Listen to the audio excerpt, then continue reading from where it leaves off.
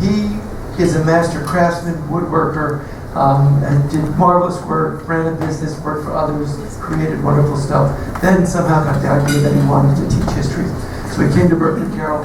And yes, he's retiring as a full-time teacher, but I think Jane Moore, the head of the upper school, has successfully twisted his arm so that we will see him for a semester next year to teach economics, which is a very popular course and a necessary one. And I'll say this many times, he leaves us, but very simply, he leaves us a much better place because of all the work that he's done. And tonight it's a pleasure to hear from him on one of the many accomplishments he's done here at Berkeley Carroll, and that's a Breakfast Club. Mr. Swarthout.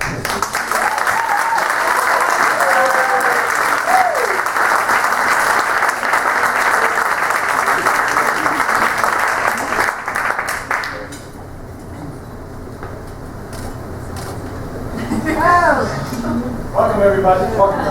Welcome everybody. It's very nice to be here. Thank you so much, Bob, for the warm introduction. It's great to see so many friendly, warm, young faces, especially from the class of 2007, 10, class of 97, 20s, yeah, right, and of course the class of 2001. Best class ever. Okay. And it's nice to be here. It gives me an excuse not to be doing what I'm supposed to be doing tonight, which is helping to chaperone the prom. Next year, in about a month, I will also be an alum of Berkeley Carroll. This is an institution which has paid my rent for the last 22 years. But in the process, it's also given me a lot more. It has really enriched my life, helped me to learn things, and given me an opportunity to work with young people and smart teachers, and I'm very, very grateful, and I leave here with a feeling like I owe this place a debt. One of the ways the school has done that is allowing me to exercise my obsessive curiosity about current events. I'm a news hound, and the World Affairs Breakfast Club has given me an opportunity, a responsibility to spend time, way too much time, reading and listening and watching what's going on in the world. What's more, I've been able to talk about it with students who are witnessing this panorama for the first time. The Breakfast Club has been the very definition of a labor of love, and I have a co-conspirator or enabler in my wife Joan, who has baked a cake for us almost every week. We've had a Breakfast Club for the last 16 years.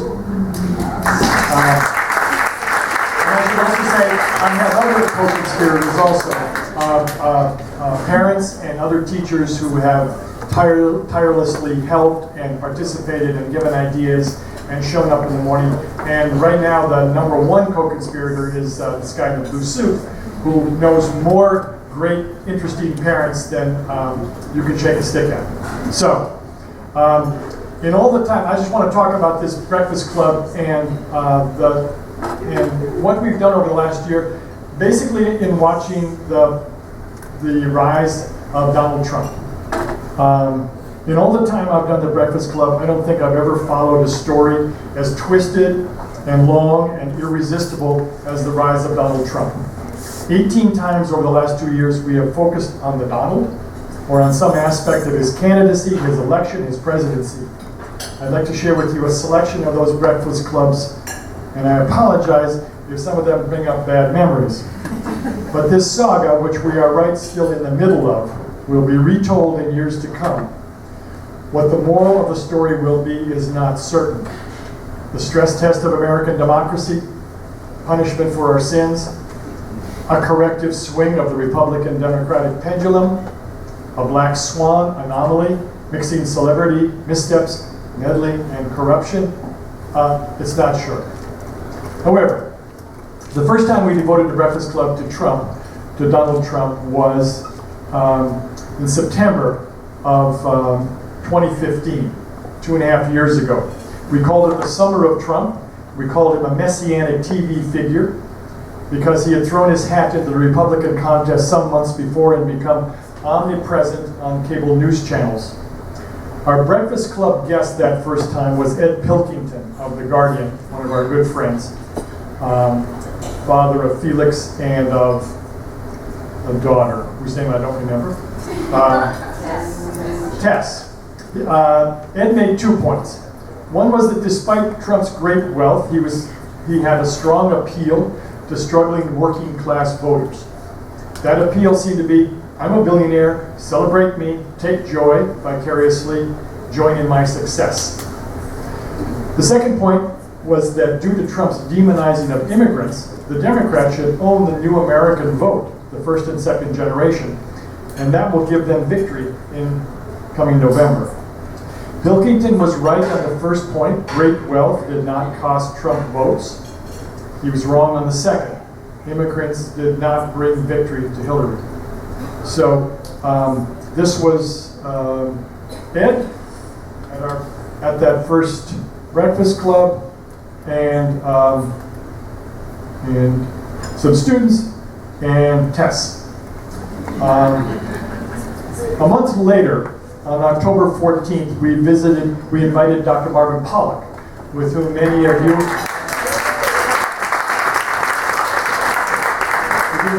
probably studied American history, to help us understand the socialist of the race, Bernie Sanders. Berkeley Carroll was feeling the burn in the fall of 2015, and Bernie Sanders was polling neck and neck with Hillary in the early primary states. But America could never elect a socialist, right? We met on the morning after the first Clinton-Sanders debate, and Pollack had a full library.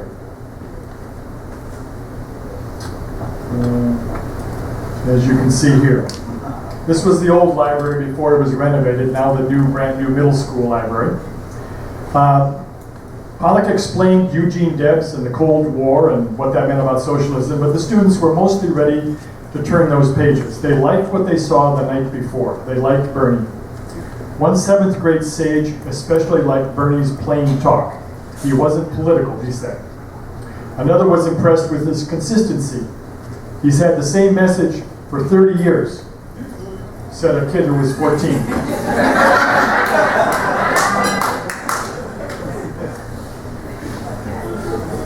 Over the winter of 2015-2016, we did one breakfast club about the phony birther charges that Trump concocted about Ted Cruz, and another about the Iowa caucuses, which Cruz and Clinton won by a whisker. Then in April of 2016, about a year and a couple of months ago, we took another look at the two outsiders in the election, Bernie Sanders and Donald Trump. We looked for similarities, and we found many. Here's what students and parents had to say.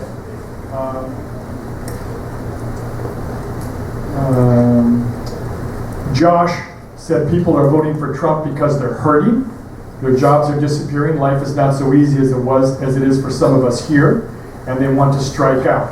Pretty perceptive. The same could be said of many of Sanders' voters. Shelley Adasco, said the Trump voters are animated by anger towards people who are different, especially racially different from them. Trump is channeling that anger. Henry and June argued that discussed with politics as usual, politically correct blah blah, and the same old policies have persuaded many people to chuck the establishment of its favorites and take a chance on someone who tells it like it is. Their champion is courageous and outrageous, so they will be also. Telling it like it is was a big theme of the election of 2016.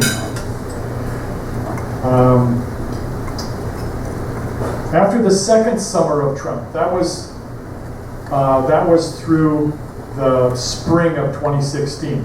Over the summer, the conventions nominated both Trump and Hillary as the candidates of Republicans and Democrats. So we came back to school last fall to find Clinton and Trump the standard bearers for their parties. Our first breakfast club on September 14th of this school year asked the question everyone in Brooklyn was asking, why isn't Hillary way ahead? After so many gaffes, remember how Trump attacked the Gold Star family and the Mexican rapists and Judge Curiel? Why wasn't he way behind? Our guide to answering this question was John Sylvan, a Berkeley Carroll parent who heads the Global Strategy Group, a first-class political consultancy. John is our favorite number cruncher. He ticked off 4 reasons for the tight race 2 months before the election. So his 4 reasons are here. Trump is favored by only 40% of the people, but Hillary's done much better. The second was people are very partisan. They're loyal to their parties. In the end, I think Trump got 90% of the Republican vote. The third reason was Clinton could not escape controversies. Controversies about her email, especially. But then there were some made-up controversies. Remember her health? It seemed like some fake news blogger from Macedonia started a whole thing about Hillary Clinton's health. She couldn't get past those, and they tended to muddy her message and dishearten her supporters. A fourth reason was this was a change election. After 8 years of Obama, people were in the mood for a change. Whoever was going to elect it had to convince people that they were representing change. John Sylvan was a really smart, sometimes these breakfast clubs were like graduate seminars. They're really pretty interesting.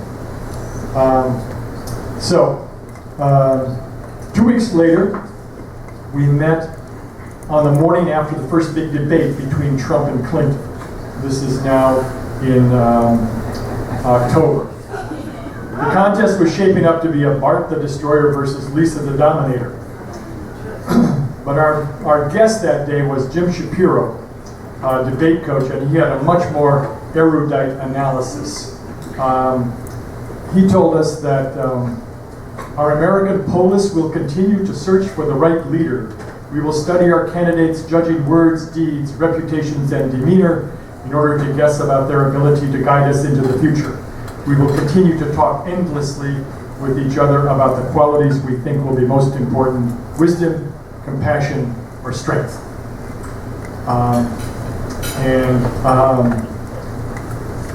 Jim Shapiro, middle school director, brought along a full gaggle of his young debaters and other middle school students who were some of the most faithful Breakfast Club attendees right now. I can't quite figure out if that's because they get up, they don't need that morning sleep so much as older kids, or they like cake more, or they're just more curious about the world. I'm not sure. All of the above. In the middle of October, just a month before the election, the Billy Bush tape was leaked. It was so vulgar and so shocking that it seemed that finally Trump had done the thing that was going to disqualify him. The Breakfast Club sat down with BC parent and human rights lawyer Julie Kay for a serious conversation about locker room talk. There was our crew. We had a big turnout that day from seniors in Miss Lynx's U.S. since 1945 class. These are all seniors, and let's see, the last couple of lines here. There's a little note here. Our baker baked us a pumpkin chocolate chip sour cream cake this morning. We once again thank her for making our mornings sweeter, even when our topic is pretty sour.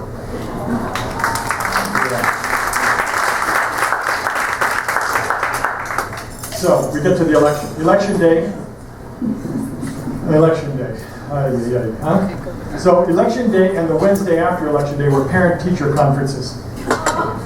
Parents and kids came in on that Wednesday. I'll never forget. They came in on that Wednesday looking shell-shocked. They'd been up all night. They couldn't believe what happened. They just sort of stared. You could tell them their kid was getting a C, and they wouldn't complain like they usually do. So what happened? I'm just kidding. Your children will never get C's. Let me just say that. You join the alumni council? No. So what happened? How did Hillary lose? Breakfast Club met on Friday that week, and we heard from someone who saw the political earthquake up close. This guy, Neil Sudan. He worked in the Hillary's Brooklyn office. He was a number cruncher, tech expert, and he oversaw Florida. On election night, about 7 o'clock on election night, he said he saw an unexpected surge in Trump voters coming from the Florida panhandle, and he had a knot in his stomach. He knew that Hillary was not going to win Florida, and if she didn't win Florida, what was going to happen to the other swing states. In the post-mortem, Neil cited the Bernie factor and the WikiLeaks factor and the Comey factor and the woman factor. On that last point, Neil told us, I joined the campaign because I thought Hillary Clinton would be a great president. She fought her way to the top, the only way a woman of her generation could. Those fights resulted in some scars and some scar tissue, something that the Republicans made a central issue of the race, and that not all Democrats could ignore. We had a really nice turnout in the library, teachers and students. This is a senior sitting right in the middle of a whole batch of middle school students. One of the teachers in the room that day told me afterwards, I love seeing so many young people so engaged, asking great questions. Across the room from me, a 6th grader I teach was looking more determined than ever to one day run for office. It made me teary in a happy way. That was election time. We took a break from talking about the election for a while. We went back to it in January. And in January, the talk was all about Russia. And so we focused on Vladimir Putin and asked, what was he looking for? Why was he meddling in our election? We enlisted our best Russia historian, Dick McGrath, to help us answer the question, what does Putin want? That, unfortunately, is a question we are still trying to answer. No one more so than the new special prosecutor, Robert Mueller. Some of the student reactions were predictable, some weren't. Keeley, a junior, asked, is Putin an old-fashioned czar? McGrath compared Putin's instincts to those of Peter the Great and Joseph Stalin, and I think his answer would be yes. If he is a czar, however, that's just fine with some folks in Bensonhurst, reported senior Emil. He told us, my friends down there all love Putin. They watch RT, Russian television, and they show incredibly good things about him. Which was an interesting corrective to a sort of, mainstream bias about Putin. That Putin is not seen in the same way everywhere. And also a reminder to the teachers in the room that not all the kids and not all the parents are reading from the same hymnal, right? There are a lot of different opinions. One of the things I would like to think we allow at Breakfast Club is we allow other opinions and other points of view to be expressed. On the day after Inauguration Day, on the 21st of January, upwards of 3 million women turned out worldwide to demonstrate for gender equity. Among the pink-hatted multitudes were several Berkeley Carroll teachers and mothers, and students and daughters. Several of them came to Breakfast Club the next week to tell their stories. They found the experience empowering and cathartic. The new White House occupant, Donald Trump, ignored the marchers and claimed his crowd was bigger. What a surprise. Here's a picture of a couple of juniors, Julia Harrison and Katrina Fuller, with a new art teacher, Tammy Wynn. This is a picture they took down in Washington. So on the 1st of February, we were joined by a husband and wife team, Joel Steckel and Felice Rosen, who have 2 boys in the upper school. They're both lawyers employed by universities, NYU and Columbia, who deal with conflicts of interest. One is a professor and the other as an HR specialist. And this was our subject. The subject was conflict of interest.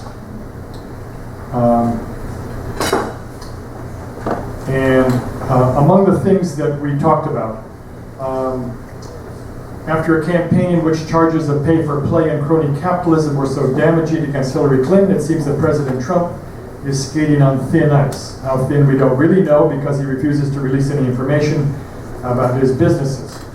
Disclosure of any significant financial interests, according to Rosen, She works with Columbia faculty and staff. This is the first step in dealing with conflicts of interest and cleansing the conflict. Perceived conflicts can be just as damaging, we are told, because suspicion of private financial interests can corrode trust and breed bad behavior. Sunshine is the answer. So what's our defense? It was interesting, and I think it's pertinent to where we are right now. The first line of defense must be the press. The spirits of Woodward and Bernstein and the muckrakers must be summoned once more. A second line of defense should be our Justice Department and our courts. They enforce the Corrupt Practices Act. And I think that we've seen them step up in the face of executive orders and now with the appointment of a new special prosecutor. The third and final line of defense must be the people themselves through their representatives in Congress or the new representatives they elect 2 or 4 years from now. So this is Joel and Felice, and one of their boys and another of their boys and a batch of students who came that day. There was another graduate school seminar, business school on business ethics. I think we should take up a collection and send them to the White House. So, finally, the Breakfast Club did not fail to mark the 100-day anniversary of the Trump administration. Our baker baked a special pumpkin chocolate chip cake for the occasion, and our special guest was one of your own,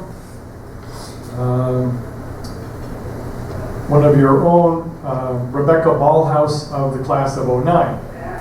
Rebecca is a reporter for the Wall Street Journal who's been following the presidential campaign and is now a regular in the White House press room with Spicy.